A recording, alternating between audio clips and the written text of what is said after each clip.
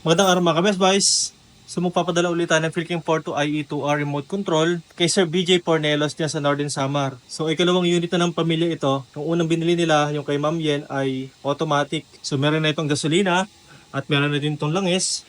I-start na natin yung generator. I-on muna natin yung ignition switch, i-on din yung battery, and then remote control natin.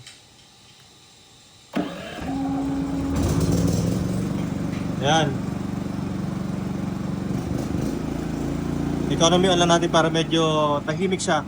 May ilaw na siya mga ka-Best Buys. Dito na rin natin patayin. Yan, ayaw mabuhay mga ka-Best Buys. Susubukan natin i-choke. Yun, ganun lang no.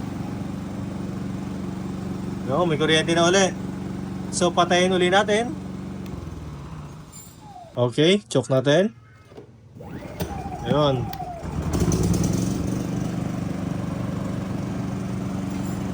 Yun, may kuryente na ulit. 230, 60 Hz, and 00 yung runtime. So perfectly working na yung ating generator na ipapadala kay Sir BJ Porneros. Maraming salamat sa Porneros family sa pagtitiwala. Thank you Sir BJ.